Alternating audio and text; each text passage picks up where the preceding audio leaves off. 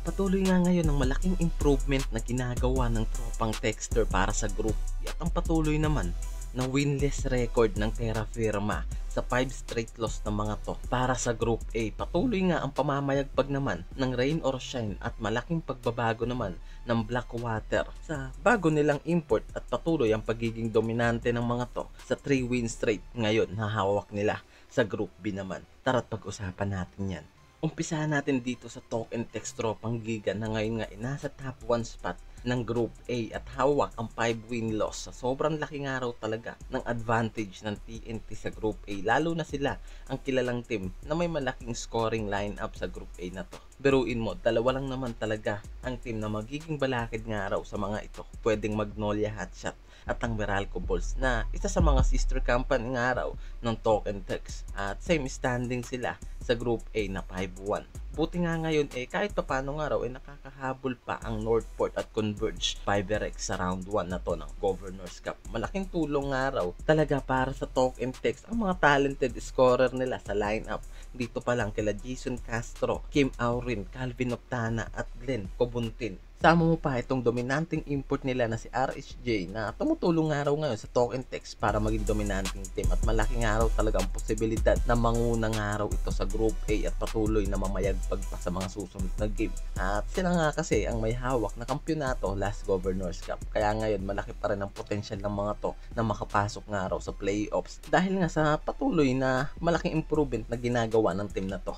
Sa kabilang dulo, patuloy naman ang pagbagsak ng team ng Terra Firma sa Group A at hawak nila ngayon ang 5 straight loss. Mula nga sa naging starting game ng mga to hanggang sa last game performance nila kontra sa tropang Giga talagang napakaalat nga raw ng panalo. Para sa team na to, isipin mo na talagang malaking araw ang problema na dala ngayon ng Terra Firma dahil bukod sa 5 straight loss ng mga to, nasabay pa ang injury nitong si Chongso na isa sa mga star player nila at main scorer ng team na to. Kaya ngayon nalalagay nga raw sa alanganin ang Terra Firma sa Group A at maaaring isa sa mga malaglag na team ngayong season kung magpapatuloy nga raw ang bagsak na performance ng mga to sa Group A.